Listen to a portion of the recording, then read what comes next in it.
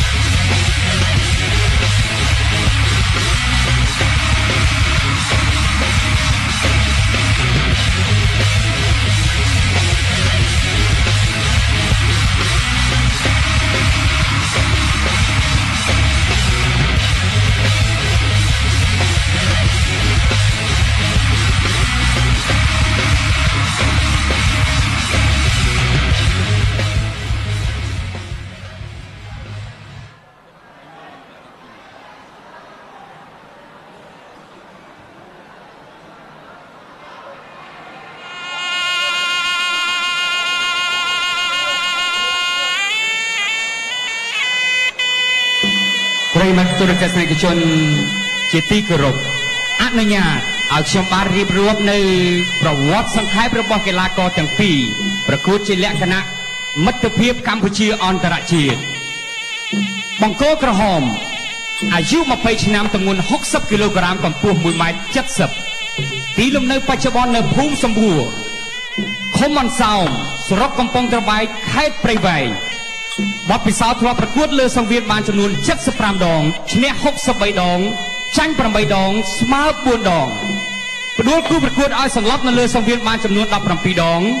ប្រកួតចុងក្រោយជាមួយកីឡាករសម្រិទ្ធសុភាពលទ្ធផលឈ្នះសម្រិទ្ធសុភាពដោយពិន្ទុរីឯការថ្វាយបង្គំគ្រូរបស់កីឡាករបង្គោលក្រហមតាមរបៀបឥន្ទ្រីសម្ដែងរិទ្ធជាកូនសិស្សរបស់លោកគ្រូអែមច័ន្ទសុផលមកពីក្លឹបគ្រុឌមានជ័យប្រិមិត្តទូរទស្សនិកជនសូមអបអរសាទរដល់កីឡាករកម្ពុជាបង្គោលក្រហមអែមវិជាជាបន្តអនុញ្ញាតជម្រាបជូននៅសមាជិកកីឡាករបង្គោលខៀវ Mr. Leonard អាយុ25ឆ្នាំទម្ងន់60គីឡូក្រាមដូចគ្នាធ្លាប់ប្រកួតនៅលើសង្វៀនបានចំនួន20ដងលទ្ធផលឈ្នះ15ដងចាញ់5ដងសូមប្រិមិត្តទូរទស្សនិកជនអបអរសាទរដល់កីឡាករអន្តរជាតិ Mr. Leonard មកពី Kenya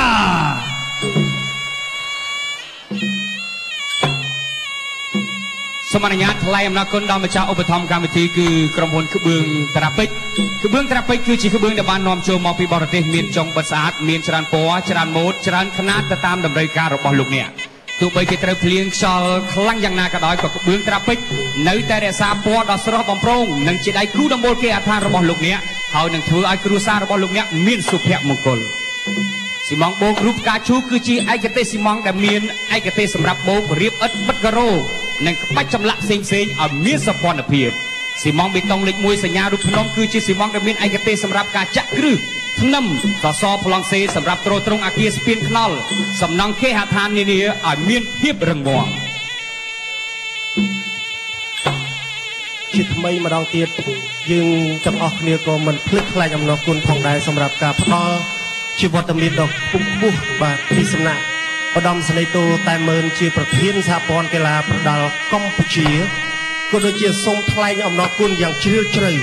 ជូនចំពោះលោកអុកញ៉ាអឹងមេងជឺជាអគ្គនាយកក្រុមហ៊ុនសេងហុងហេងដែលបានចូលរួមឧបត្ថម្ភផ្ដាច់មុខនៅកម្មវិធីប្រដាល់របស់អគ្គនាយកដ្ឋានវិទ្យុនិងទូរទស្សន៍បាយ័នសម្រាប់ថ្ងៃសុក្រនេះដូច្នេះសូមបងប្អូនទាំងអស់ដែលមានវត្តមាននៅទីនេះមេត្តាផ្ដល់ជាសម្លេងអបអរសាទរដើម្បីគាំទ្រនិងលើកទឹកចិត្តដល់លោកអុកញ៉ាអឹងមេងជឺខ្លាំងៗទាំងអស់គ្នាឡើងបាទសូមអរគុណក៏សូម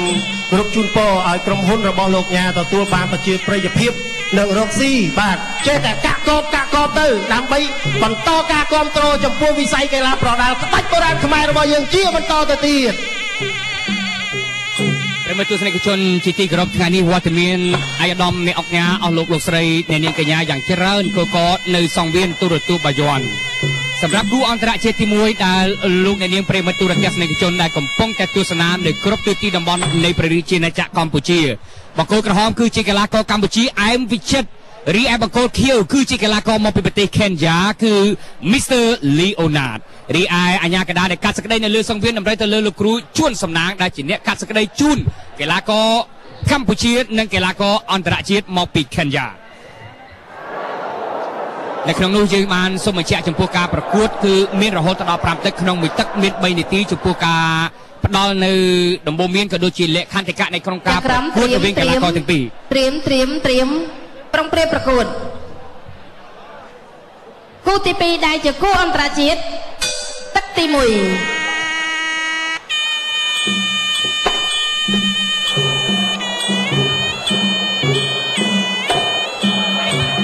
ព្រឹត្តិការណ៍ដែលអស់លោកអ្នកតែងតែទន្ទឹងរង់ចាំទស្សនាជាយូរមកហើយនោះបាននាំជូនមកដល់ហើយតាមរយៈកញ្ចក់ទូរទស្សន៍បាយ័នដែលជាការប្រកួតប្រដាល់មិត្តភាពកម្ពុជាអន្តរជាតិដែលនាំជូនដោយក្រុមហ៊ុនសេងហុងហេងនេះគឺជាគូទី1បាទជាគូទី2សូមអភ័យទោសសម្រាប់ការបាទយើងឃើញលីអូណាតបានពិសោធន៍តែ20ដងទេលោករាស៊ីបាទខេនយ៉ាបាទរូបរាងបាទកាយសម្បទារបស់គេគឺថាល្អណាស់បាទលោកលូចបាទមិនចាញ់ឯវិចិត្ររបស់យើងប្រហែលទេបាទឯវិចិត្រនេះការប្រកួតរបស់គេ75ដងលើសង្វៀនបាទមិនឯវិចិត្រថា 70% បាទការតាំងចិត្តរបស់គេអាយ៉ាបាទចេញច្បាស់បាទដៃជើងចេញស្រឡះងាយស្រួលមើលងាយស្រួលអត្ថាធិប្បាយល្អណាស់បាទកពុះកពោសបល់សបោអីគឺថាប៉ិនគ្នាដែរអេមានសបល់សបោទៀតលោកលុចណាបាទខុសថាសក់ទេបាទខុសថាឯងវិចិត្រសក់ខ្លីលីអូណាតអត់សក់តែម្ដងបាទទឹកទី1បាទវិចិត្រជាយាមដើរចូលបាទបន្តិចទៅមើលតិចមើលជើងក្រោមលីអូណាតចង់ដឹងមើលបាទបុកគ្រឹះមមឬមិនមមមកនឹងបាទជើងស្ដាមមួយក្រោមដែរសាវិចិត្រវិញលូកឆ្វេងរបស់វិចិត្រថែមជើងស្ដាមមួយទៅលីអូណាតចាប់ជើងជាប់បាទលោកអាញាកណ្ដាលបាទបំបែកគ្នាថាបាទមកកាន់កណ្ដាលស្អីវាទាត់មួយល្អបាទច្បាស់ទៅលើផ្លូវរបស់វិចិត្របាទជើងឆ្វេងមួយទៀតរបស់លីអូណាតលូកឆ្វេងរបស់វិចិត្រទៅលើផ្ទៃមុខបង្គោលខៀវលីអូណាតដែលមកពីខេនយ៉ាជើងស្ដាំរបស់ឯវិចិត្រថែមមកដៃស្ដាំទៀតអាយ៉ាយ៉ាងម៉េចហើយវិចិត្របាទពិតជាមិនអាចប្រហែលបានទេលោកលុចបាទ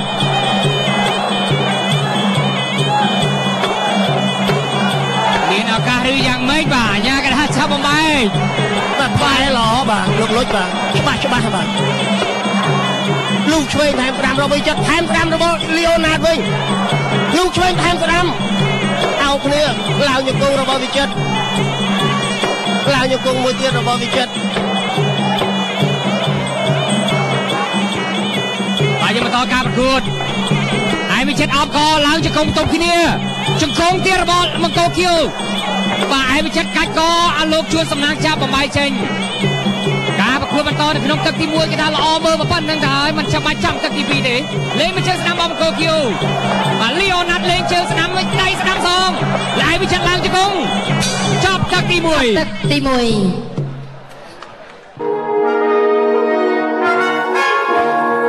ំជានិមិត្តរូបនៃភាពរឹងមាំធន់យូរអង្វែងភ្នំជាបេះដូងនៃសំណង់រាល់ការដ្ឋានសំណង់ទាំងអស់ទទួលបានភាពជោគជ័យចាំបាច់ត្រូវតែមានភ្នំ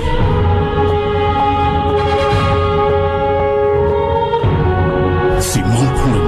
សូមធានានូវគុណភាពនិងចូលរួមអភិវឌ្ឍប្រទេសកម្ពុជាស៊ីម៉ុងភ្នំអច្ឆរិយៈនៃសំណង់ល្អណាស់សងបានល្អណាស់ហើយគួរធ្វើយ៉ាងណាដើម្បីឲ្យផ្ទះនេះស្រស់ស្អាតម្សៅបៀក King Plus ស្រួលកោស្រួលបៀកសាច់ស្វិតរលោងគុណភាពល្អជាផលិតផលនាំចូល King Plus ត្រូវតែជាគូនឹងសារិកាខ្ញុំ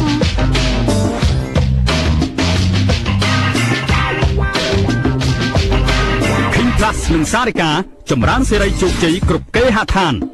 Campaign ធ្វើឲ្យស្រស់ស្អាត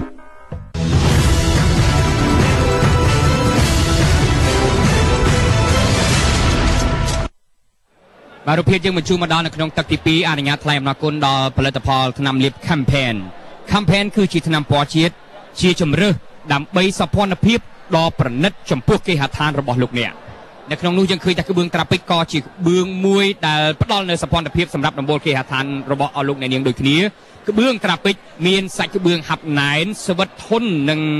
បាទអាកាសធាតុទោះបីជាត្រូវភ្លៀងខ្យល់ខ្លាំងយ៉ាងណាក៏ដោយក្បឿងត្រាពិកមានច្រើនជំរើសច្រើនຂະຫນາດច្រើនម៉ាក់ច្រើនម៉ូដទៅតាមតម្រូវការរបស់គេហដ្ឋានរបស់លោកអ្នកក្បឿងត្រាពិកធ្វើឲ្យគ្រួសាររបស់លោកអ្នកមានសុភមង្គលថែមទៀតផង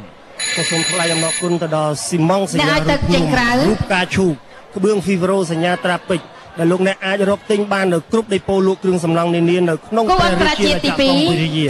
ទឹកទី2ដែលលោកអ្នកអាចធ្វើការទំនាក់ទំនងតាមរយៈទូរស័ព្ទលេខ017 912និង222បាទសូមយើងកលេសទៅលើសង្វៀនបាទសង្វៀនបន្តទៀត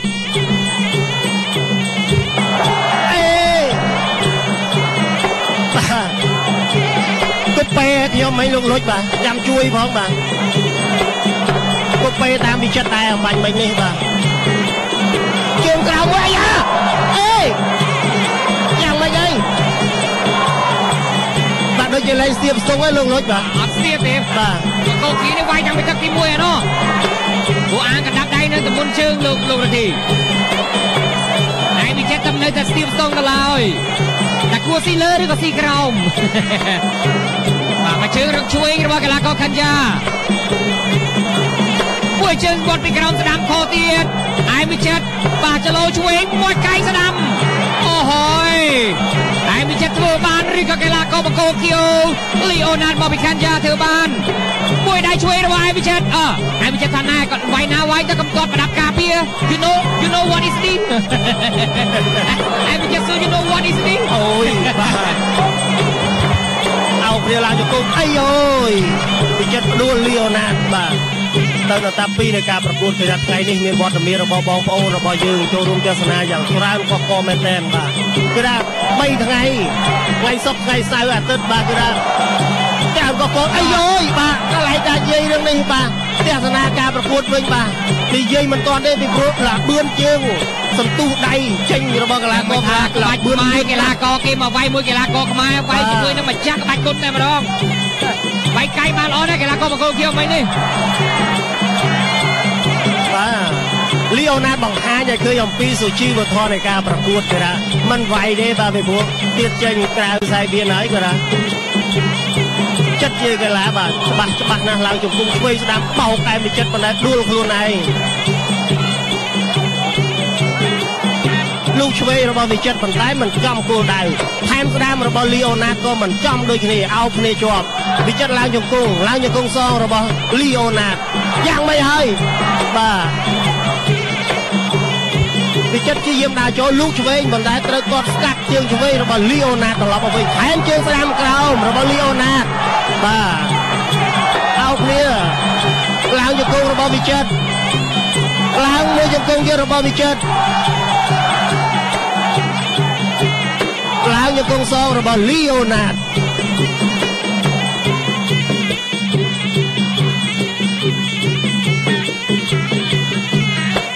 ជើងក្រៅមួយរបស់លីអូណាតទៅលើភ្លៅអែមវិចិត្រចប់ទឹកទី2បាទនៅពេលលោកអ្នកសង់ផ្ទះខ្ញុំសូមណែនាំឲ្យលោកអ្នកប្រើពេជ្រមានដូចជាក្បឿង CP ក្បឿងអាដាម៉ា Fibro ភ្លីគូ Fibro ភ្លីតូច Fibro លៀតឬ Diamond Board ក្តារក្រយ៉ាយឈើដៃរណែងនិងផលិតផលដំបូលជាច្រើនទៀតសម្ភារៈទាំងអស់នេះនឹងផ្ដល់នូវភាពស្រស់ស្អាតរឹងមាំយូរអង្វែងដល់ផ្ទះរបស់លោកអ្នកជ្រើសប្រើពេជ្រទៅបានហើយលោកអ្នកនឹងដឹងថាអ្វីដែលខ្ញុំនិយាយគឺជាការពិត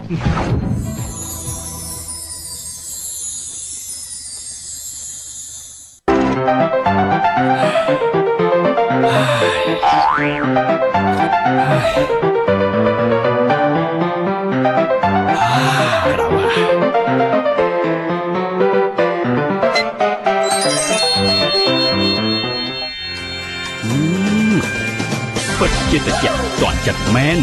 Panasonic Panasonic ផលិតផលពីប្រទេសម៉ាឡេស៊ីផលិតតាមស្តង់ដារអន្តរជាតិចំណាយថាមពលតិចធ្វើឲ្យគ្រួសារមានសុភមង្គលនាំចូលផ្ដាច់មុខដោយក្រុមហ៊ុនជាស្រី Panasonic your enjoyment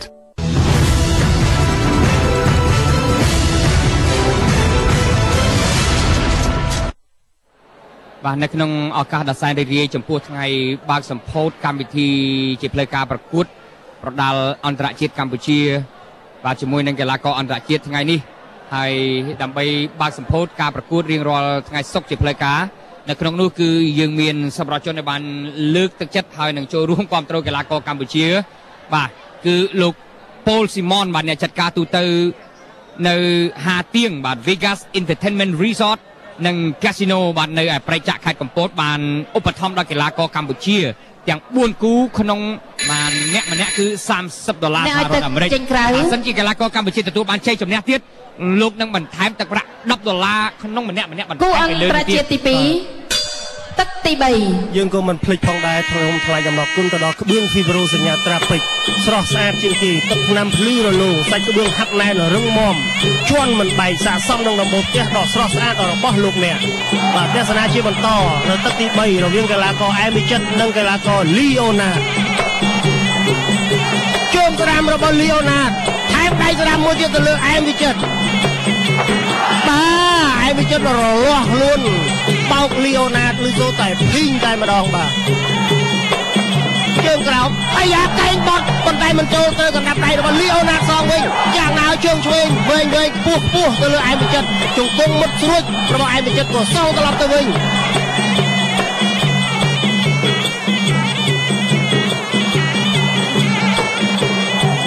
ចូលម៉ាត់មួយប៉ុន្តែមិនចំអោបឡើងជង្គង់របស់លីអូណាតអែមីចិតសង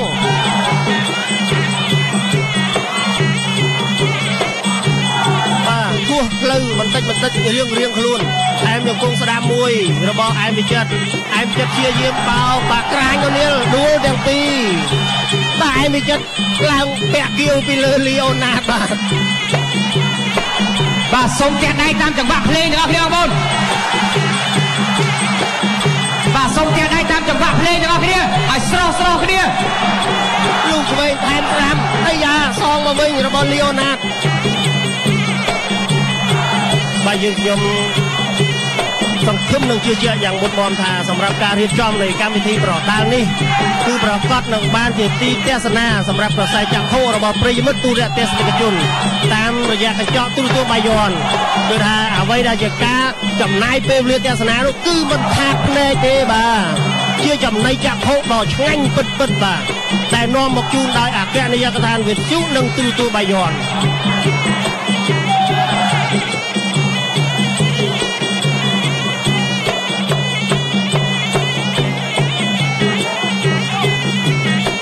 ឆ្វេងរបស់អែមីចិតលោកឆ្វេងបន្តិចបាទលោកឆ្វេងយ៉ាងម៉េចវិចិត្រនឹងចេញជើងក្រោមបាទថែមដៃស្ដាំមិនត្រូវលីអូណាតសងពីដៃវិញទៅលើផ្ទៃមុខវិចិត្របាទទូចូលអោបឡើងជង្គង់របស់វិចិត្រឡើងជង្គង់របស់លីអូណាតសងវិញជង្គង់របស់វិចិត្រទៅលើលីអូណាតអាយ៉ាបាទរុញអែមីចិតដួលនឹងសូតាភីងលោកឆ្វេងថែមជើងស្ដាំប៉ុន្តែមិនត្រូវ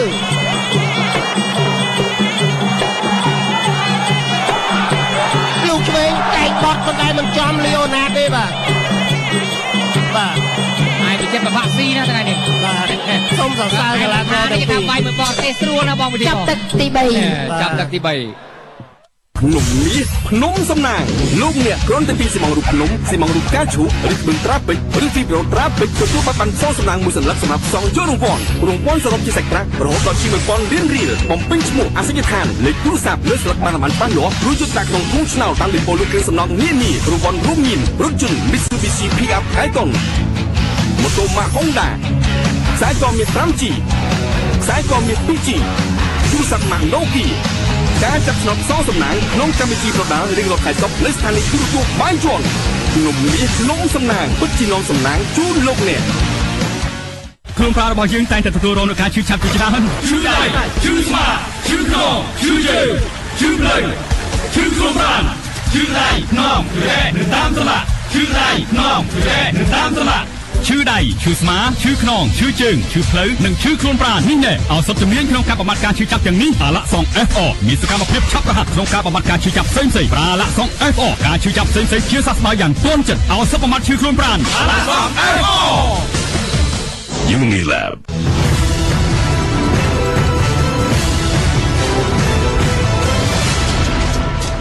អានវិទ្យុនឹងទទួលបាយ័ននោះទេបាទសូមអរគុណបាទត្រឡប់មកជាមួយនឹងថ្នាំលាប Campaign គឺជាថ្នាំពណ៌ជាតិជាជំរើសដើម្បីសោភ័ណភាពដ៏ល្អប្រណិតចំពោះគេហដ្ឋានរបស់លោកអ្នកក្បឿងត្រាពេជ្រគឺជាក្បឿងដែលមានសាច់ក្បឿងហាប់ណែនរឹងស្វិតទោះបីជាត្រូវភ្លៀងខ្យល់ខ្លាំងយ៉ាងណាក៏ក្បឿងត្រាពេជ្រនៅតែស្អាតនៅតែជាដៃគូដំបូលគេហដ្ឋានរបស់លោកអ្នកសូមបញ្ជាក់ថាស៊ីម៉ង់បេតុងលេខ1សញ្ញារូបភ្នំគឺជាឯកទេសស៊ីម៉ង់សម្រាប់ការចាក់គ្រឹះធ្នឹមសសរប្លង់សេដើម្បីទប់គេហដ្ឋានអាគារស្ពានខ្នងសំណង់នានាឲ្យមានភាពរឹងមាំគង់វង្សជាប់បានយូរនៅក្នុងនោះស៊ីម៉ង់បូករូបផ្កាឈូកគឺជាស៊ីម៉ង់ដែលមានឯកទេសសម្រាប់បូកបៀកបិទឥដ្ឋការ៉ូនិងក្បាច់ចម្លាក់ផ្សេងៗទៀតឲ្យមានសោភ័ណភាពកាន់តែល្អប្រណិតបាទដែលលោកអ្នកអាចរកទិញបាននៅគ្រប់ដេប៉ូលក់គ្រឿងសំណង់នានាគូទី2ដែលជាគូអន្តរជាតិកម្ពុជារបស់យើងទឹកទី4បាទឥឡូវនេះចូលដល់ទឹកទី4ហើយរវាងកីឡាករកម្ពុជានិងកីឡាករខេនយ៉ាបាទបង្គោលខៀវគឺលីអូណាតមកពីខេនយ៉ារីឯបង្គោលក្រហមឯពីចិត្តយើងនេះមកពីប្រៃឯកីឡាមកពីគ្រុតមានជ័យយើងទេបាទចង់ច្រឡំអត់អីទេបាទអីខ្ញុំច្រឡំថាឯពីចិត្តនេះមកពីបរទេសមកពីគ្រុតមានជ័យប្រៃឯគ្រុតមានជ័យនៅវិញយើងនេះទេបាទមួយដៃឆ្វេងស្ដាំរបស់វិចិត្រអោបជង្គង់ស្ដាំជង្គង់ស្វេងសងជង្គង់ឆ្វេងរបស់វិចិត្រជង្គង់របស់ខាន់យ៉ាបាទលីអូណាត់លេងជង្គង់របស់វិចិត្របកកែងរបស់វិចិត្រទៀតអើយលោកជួនសំណាងធ្វើយ៉ាងម៉េចចាប់បំបែកបញ្ញាកដាលបាទយ៉ាងម៉េចហើយបាទរាប់មួយសិនអើយបែកឈាមទៅហើយចង់សាច់មួយកែងឯវិចិត្រអូហូយកែងមុតមែនដែនគ្រុតមានជ័យអញ្ចឹងហើយគ្រុតលេងសើចមួយគ្រុតមិនលោកងាយរធីដូចជាចំពុះគ្រុតគេហៅចំពុះគ្រុតបាទអត់អីជីកីឡាករសុំបន្តទៀតលីអូណាតស្បែកខ្មៅមកពីខេនយ៉ាថាមិនអីទេលបួសប៉ុណ្ណឹងខ្ញុំវាយមួយគេលបួសខ្លាំងជាងនឹងទៀតអូឯងមិនចិត្តធាក់យ៉ាងម៉េចហើយបាទឯងមិនចិត្តជាយាមដើរចូលធ្វើការសន្ធាប់ទៅលើលីអូណាតបង្គោលខៀវមកពីខេនយ៉ាចាប់ជើងជាប់បាទរុញឯងមិនចិត្តយ៉ាងម៉េចហើយអាយអើយអាយ៉ាឯងវិចិត្រដូចជាមានបញ្ហាដែរឬក៏យ៉ាងម៉េចបាទលោកលុចបាទជួយមើលខ្ញុំមើលបាទបាក់ស៊ីហើយឯងវិចិត្រថ្ងៃនេះបាទសូមផ្ញើសេចក្តីនឹករលឹកនឹងការសាកសួរសុខទុក្ខពីចម្ងាយទៅដល់បងវីរៈកងទ័ពរបស់យើងទាំងអស់គ្នាផងដែរដែលកំពុងតែឈរជើងការពារបូរណភាពទឹកដីនៅតាមខ្សែបន្ទាត់ព្រំដែនកម្ពុជាថៃបាទឃើញឈាមសោះលោកវិធីបើស្បែកខ្មៅមើលទៅឃើញអត់សូវឃើញឈាមល្ងិតឆឹងឲ្យតែចូលភ្នែកប៉ុន្តែចង់ឆ្ងល់ហ៎បើថាឃើញឈាមមិនមែនទេបន្តការប្រកួតបើសបល់មិនលើសខ្វះគ្នាប្រហែលនេះជាមួយវិចិត្របាទលោកឆ្វេងទាត់មួយមិនត្រូវបាទរបស់លីអូណាតកែងបត់មួយរបស់លីអូណាតប៉ុន្តែឯងវិចិត្រដឹងតាន់ទាត់មួយរបស់លីអូណាតវិចិត្រសងបណ្ដាប់ដៃត្រង់មួយជង្គង់ស្រួចស្លែមទៅលើដងខ្លួនរបស់លីអូណាតយ៉ាងម៉េចហើយលីអូណាតបាទទឹកទី4នេះពិតជាមានបញ្ហាសម្រាប់លីអូណាតហើយវិចិត្រកំពុងតែគ្រប់គ្រងស្ថានភាពការប្រកួតនេះបានយ៉ាងជោគជ័យបាទហើយតែបត់មួយទៀតទៅលើទីមុខឡើងមួយជង្គង់ទៀតបាទយ៉ាងម៉េចហើយលីអូណាតបាទដូចចង់បាត់បង់អាយ៉ាទឹកទី4ចាប់ទឹកទី4ល្មមបាទភ្នំជានិមិត្តរូបនៃភាពរស់នៅធន់យូរអង្វែងភ្នំជាបេះដូងនៃសំណង់រាល់ការដ្ឋានសំណង់ទាំងអស់ទទួលបានភាពជោគជ័យចាំបាច់ត្រូវតែមានភ្នំ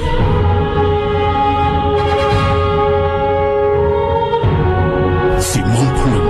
សូមធានានូវគុណភាពនិងចូលរួមអភិវឌ្ឍប្រទេសកម្ពុជាស៊ីម៉ នៃសំណង់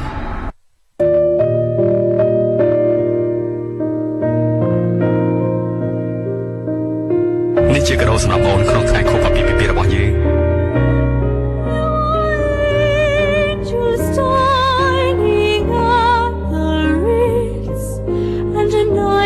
គ្រឿងអលង្ការបញ្ជាក់ពីភាពថ្លៃថ្នូរនិងឧត្តមភាពនៃជីវិតគ្រឿងពេជ្រសុទ្ធល្អប្រកបដោយគុណភាពនិងទំនុកចិត្តគឺមាននៅហាងហុងកុងគ្រឿងអលង្ការហាងហុងកុងគ្រឿងអលង្ការជាចំណងស្នេហ៍អមតៈ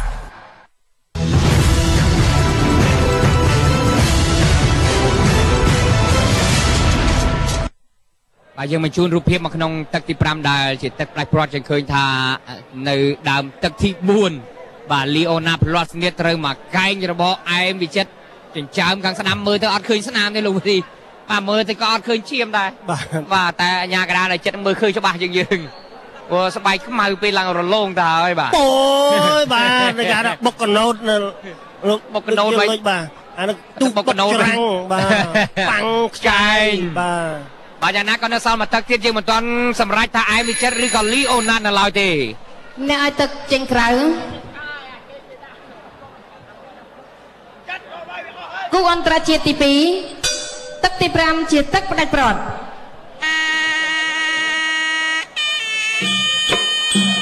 បាទចូលដល់ទឹកទី5ដែលជាទឹកផ្ដាច់ព្រាត់សម្រាប់គូបាទអន្តរជាតិកម្ពុជានិងកេនយ៉ាហើយវិចិត្របង្គោលក្រហមរីឯលីអូណាតនៅក្នុងបង្គោលខៀវមកពីប្រទេសកេនយ៉ាបាទបបិសាបង្គោលខៀវបាន20ដងលើសង្វៀនបាទយ៉ាងណាការប្រកួតដល់ទឹកទី5របស់គេពេលនេះមិនទាន់វិនិច្ឆ័យបន្ទុកយ៉ាងសក្តិយ៉ាងណានោះយើងមិនទាន់ទេបាទទុកទៅនាទីដល់អង្គចៅក្រមទាំង5ដែលជាអ្នកឲ្យបន្ទុកបាទហើយវិចិត្រដើរចូលលេងមកជើងស្ដាំអោបជាប់ឡើងជង្គង់ស្ដាំរបស់វិចិត្រលោកជួនសំណាងចាប់បំបីចេញរុញមកកណ្ដាលសង្វៀនយើងសពបញ្ជាក់ឲ្យឃើញថាការវិវត្តនិងអភិវឌ្ឍគេមរតកក្បាច់ខ្មែរបុរាណបាទដែលជាគេមរតកបន្សល់តាំងពីចំនួនដូនតារបស់យើងបានរីកសាយភាយទៅកាន់តំបន់សកលលោកបាទធ្វើឲ្យជនជាតិដទៃហាត់រៀន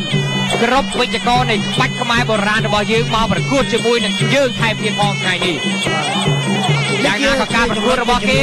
និយាយឲ្យចំមិនមែនសាច់ជ្រូក3ជាន់ទេបាទឯវិចិត្រនេះកំពូលអ្នកខ្លាំងដែរហើយ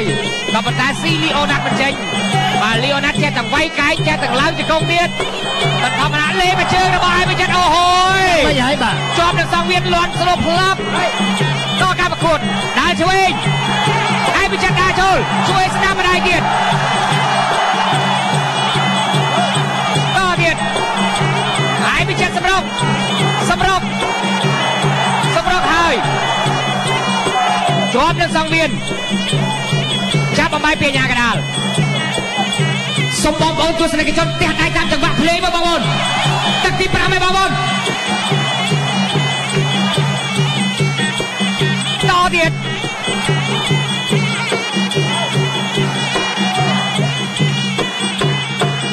ដាមមកជើងរបស់ឯវិចិត្រ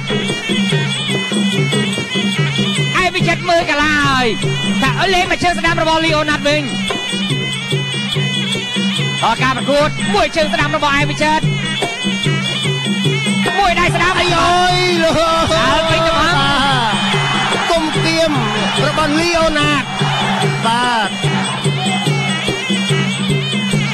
មួយដៃទៀតហើយរបស់ឯវិចិត្រទៅលើផ្ទៃមុខលីអូណាតខែមួយជើងសងវិញ